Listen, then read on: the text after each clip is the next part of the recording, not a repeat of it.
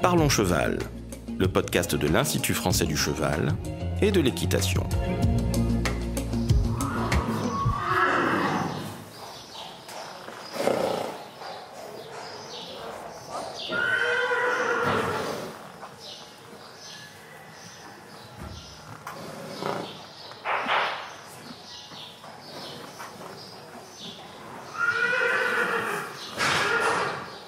Bonjour, je suis Laurent Vigneault de l'Institut français du cheval et de l'équitation. Aujourd'hui, je reçois Tiffaine Drouot, responsable du service Équiressources de l'IFCE, et nous vous parlons de l'emploi dans la filière équine. Alors Tiffaine, est-ce que tu peux nous parler de ce service Équiressources ? Équiressources est le service de l'Institut français du cheval et de l'équitation. C'est un service qui est entièrement dédié à l'emploi et à l'orientation dans la filière cheval. Pour vous donner une idée, on est sur 3 missions principales. Une mission de bourse à l'emploi, où on diffuse des offres d'emploi, de stage et d'apprentissage de la filière cheval, tous secteurs confondus. On a également une mission d'information et d'orientation sur les formations et les métiers de la filière cheval. Et on s'investit également très largement auprès de 2 acteurs, le Conseil de l'emploi et de la formation et notre observatoire, l'Observatoire des métiers de l'emploi et de la formation dans la filière cheval. Donc, pour vous donner une idée un petit peu de notre activité, on est autour de 3700 offres suivies par an. Donc il y a à peu près pour l'année 2021 1300 candidats qui ont trouvé un emploi via notre service.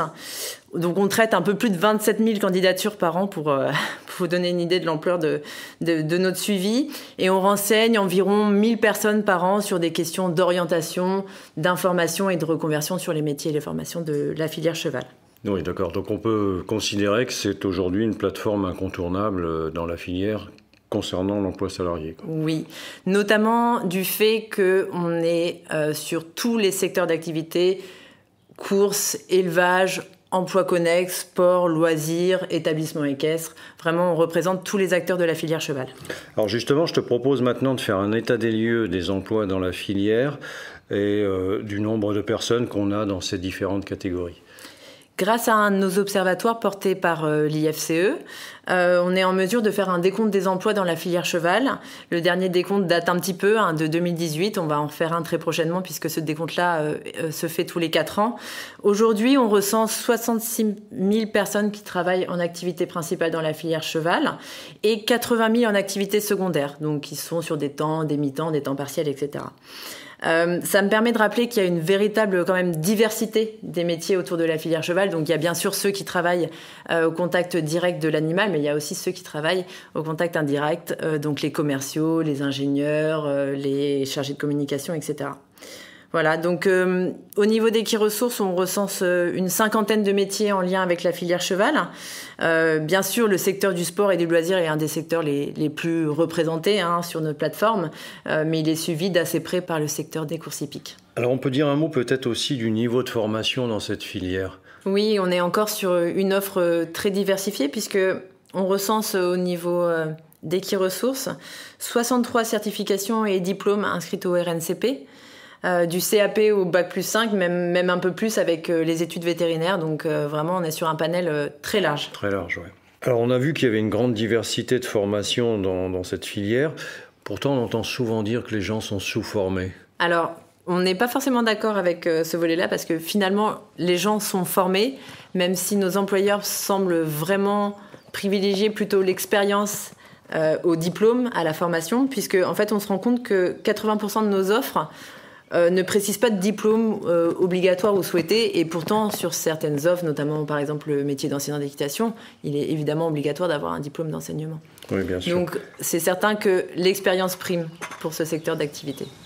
Tu vois tes 2 sauts sur ton auxerre, sortie de courbe, tu pars en avant et tu prends un peu ce qui vient. Tu te retrouves un peu bout de jarret à la fin.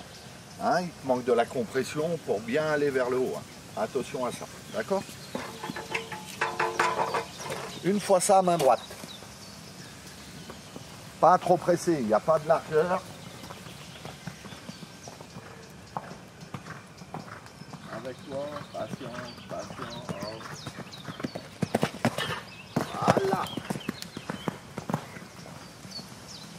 Voilà. Ça aurait dû être ton premier saut sur l'auxerre. Plus vers le haut, moins vers l'avant. Ok ?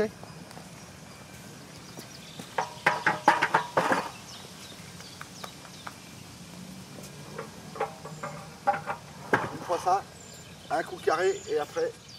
Alors il y a un sujet qui est de plus en plus d'actualité dans ce domaine de l'emploi dans la filière équine, c'est l'attractivité.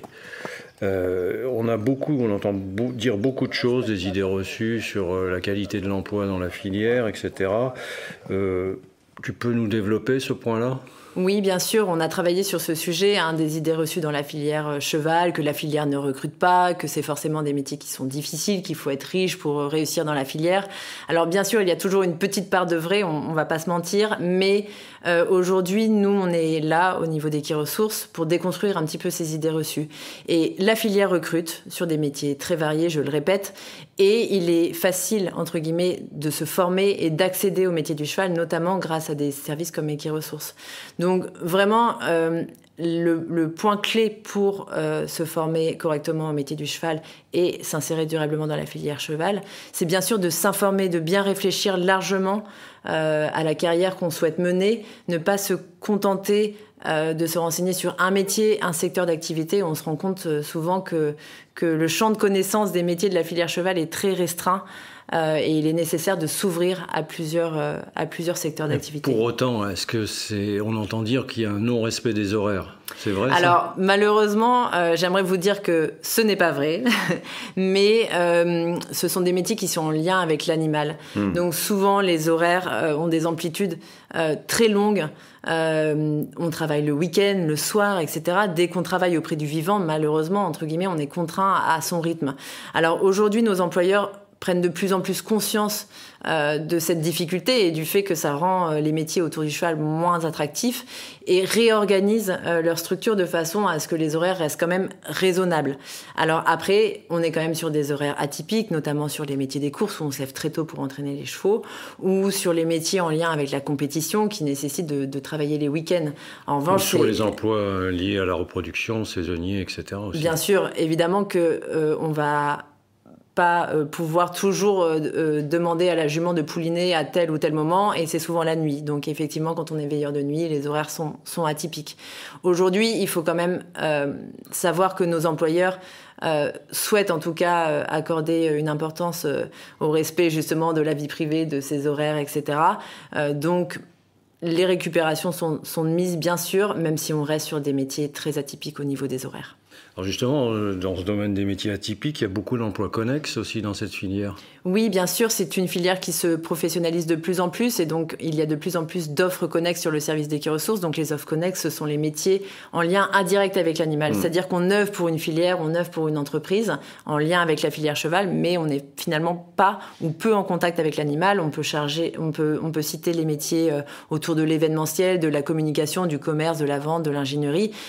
C'est vraiment une activité qui se développe de plus en plus sur Equiresources et c'est un bon moyen, je trouve, de mettre à profit des compétences qu'on a acquises lors d'études ou d'expériences au service de cette filière-là. Oui, c'est aussi un moyen de reconversion pour des personnes de la filière.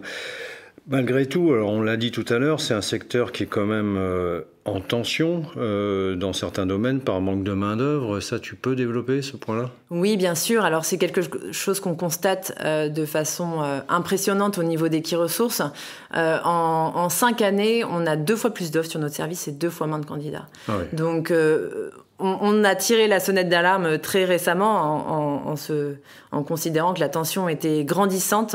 Donc oui, il y a une tension très forte sur les métiers de la filière cheval. Alors bien sûr, il y a des métiers qui sont plus impactés que d'autres, notamment les métiers en lien avec la valorisation et l'entraînement du cheval de course. Et aussi, il y a une tension ressentie sur le métier d'enseignant d'équitation et tous les métiers en lien avec le soin de l'animal. Donc les métiers de palefrenier-soigneur, d'assistant d'élevage qui sont des métiers transverses à toute activité. Et ça se ressent aussi dans les écoles de formation Oui, bien sûr. Alors, les organismes de formation nous disent avoir de plus en plus de mal à recruter à l'entrée de formation. Il y avait de plus en plus de candidats, donc ce qui permettait aussi une sélection peut-être un peu plus qualitative, du fait d'avoir un grand nombre de candidatures. Donc oui, il y a de moins en moins de monde à l'entrée de formation également, ce qui se ressent forcément à la sortie de formation. Et comment ça s'explique, ce manque d'attractivité ? Alors, les raisons sont très nombreuses. Je vais peut-être en citer que quelques-unes ici. La première, c'est qu'il y a une vraie méconnaissance croissante des métiers en lien avec le monde agricole. Donc finalement, le fait que les gens soient de plus en plus citadins, les gens connaissent finalement moins les métiers autour du cheval, et il y a aussi moins de transmission de structures, de compétences, de connaissances autour du cheval.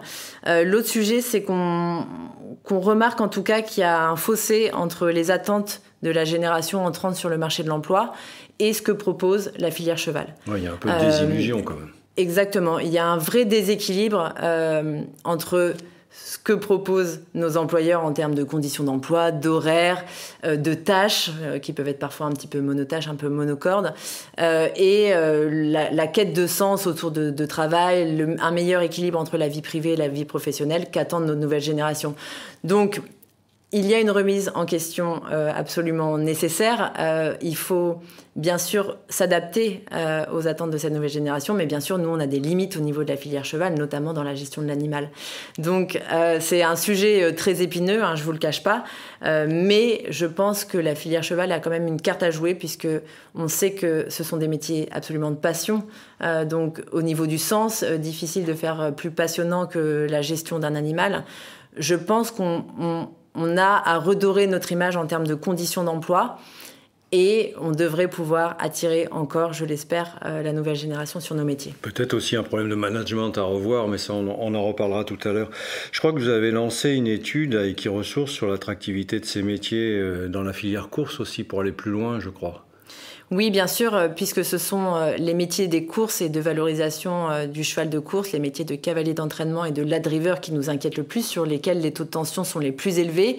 On s'est donc tourné vers l'Observatoire des métiers de l'emploi et de la formation pour réaliser une étude bien spécifique sur ce domaine, qui est sortie très récemment, le mois dernier, qui montre un sujet très intéressant, qui finalement nous explique que les personnes qui quittent la filière cheval, et notamment les métiers des courses, souvent le font pour des raisons liées aux conditions d'emploi.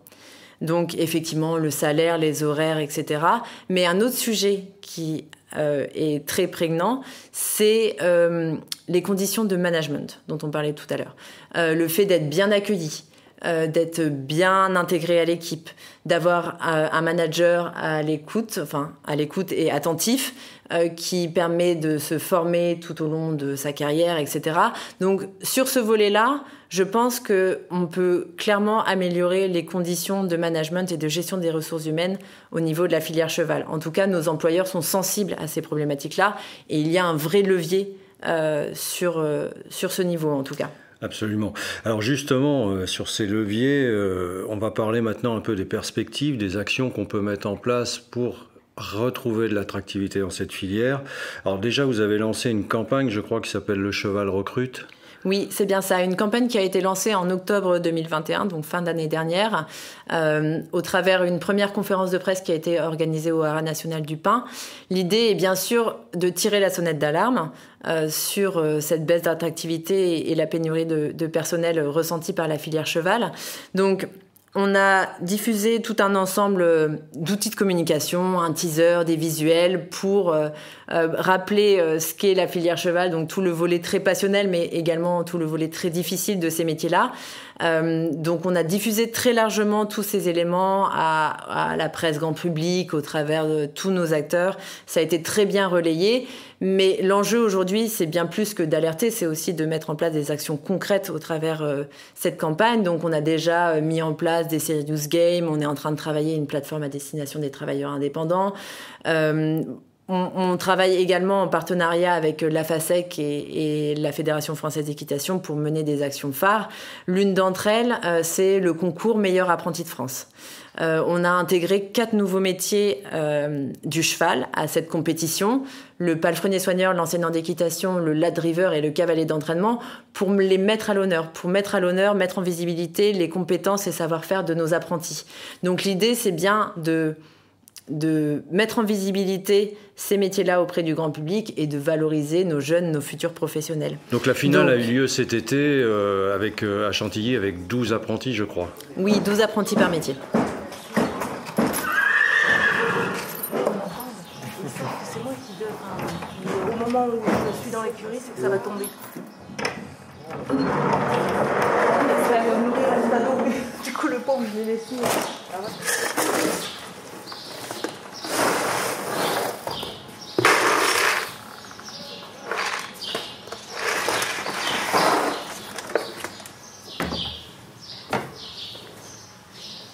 Alors il y a une autre opportunité intéressante dans cette filière, c'est la place des femmes. Oui, je te le confirme, on trouve que c'est une opportunité incroyable de pouvoir travailler autant en mixité. Les femmes étaient largement représentées dans les établissements équestres, évidemment, elles étaient très nombreuses, et aujourd'hui elles le sont de plus en plus dans l'élevage, dans les écuries de course, on arrive presque à 50-50. Elles sont également de plus en plus présentes sur les terrains de compétition, sur les lignes d'arrivée aux hippodromes. Elles rivalisent avec brio auprès de leur père. Donc oui, c'est assez incroyable cette montée en puissance des femmes dans la filière cheval. Ce n'est pas étonnant puisque au niveau des organismes de formation, on recense des promotions avec 70 voire 80% de femmes sur les bancs. Oui, c'est un sport qui est mixte, ce qui est quand même aussi assez rare. Alors on a dit tout à l'heure que c'était une filière qui se professionnalisait. On a de nombreux nouveaux métiers qui apparaissent aussi. Oui, on a des métiers qui se développent le plus souvent en tant qu'indépendants, des métiers autour du soin, masseur, naturopathe, des métiers autour du cheval utilitaire également, les métiers autour de la médiation équine, équicoach, équithérapie. C'est vraiment des sujets qui se développent, qui intéressent le grand public et qui sont très bien reçus.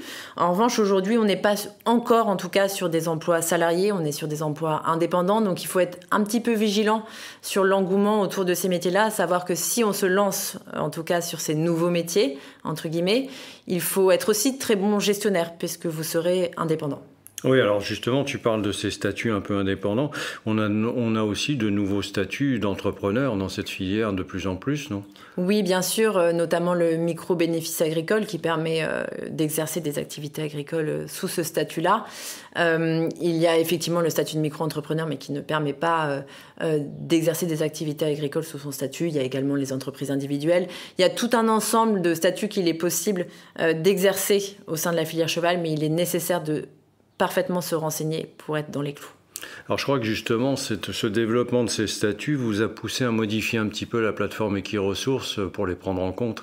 Oui, on avait de plus en plus de professionnels qui recherchaient des prestataires de services au travers de notre plateforme, qui n'est absolument pas adaptée finalement à cette recherche puisqu'on est sur de l'emploi salarié. Donc cette dernière année, on a planché sur une plateforme qui sera une rubrique dédiée au sein d'Equiresources, dédiée à la recherche et à la mise en relation de clients et de travailleurs indépendants, toujours tout secteur confondu. Si on veut vraiment avancer dans cette filière et s'adapter aux attentes des nouvelles générations, il faudra vraiment prendre en compte leurs attentes, je pense. Oui, bien sûr, leurs attentes d'un point de vue managérial, mais aussi quelque chose qu'on n'a pas évoqué, c'est leurs attentes sur le bien-être animal. C'est un autre sujet qui est ressorti de notre étude sur l'attractivité des métiers au sein des écuries de course. C'est qu'un des sujets pour lesquels aussi ils quittaient la filière, c'est des sujets qui traitent du bien-être animal. Donc on a tendance à le répéter au sein d'Equiresources que finalement le bien-être des chevaux et le bien-être des salariés sont étroitement liés. Donc on a vraiment à œuvrer dans ces conditions-là, mais la filière en a également bien conscience. On parle aussi de mise en œuvre sur des écuries, de nouvelles écuries autour de l'écurie active, etc. C'est des systèmes qui permettent aussi d'éviter des tâches trop lourdes, trop répétitives et qui favorisent effectivement le bien-être au travail. Et qui vont prendre en compte la place des femmes dans cette filière. Alors, est-ce qu'on peut résumer en quelques points tout ce que tu viens de dire sur l'attractivité de cette filière ?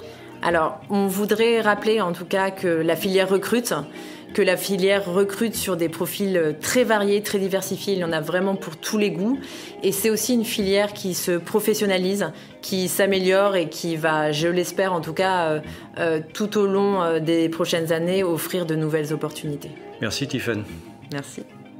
Si vous souhaitez en savoir plus sur le sujet, rendez-vous dans la description du podcast où vous trouverez des liens utiles vers notre site internet equipedia.ifce.fr. Vous pouvez aussi nous rejoindre sur notre groupe Facebook Equipedia Sciences et Innovation Équine pour plus de contenu. Pour ne manquer aucun épisode, abonnez-vous, partagez, commentez et n'hésitez pas à laisser 5 étoiles sur Apple Podcasts et Spotify. À très vite pour un nouvel épisode.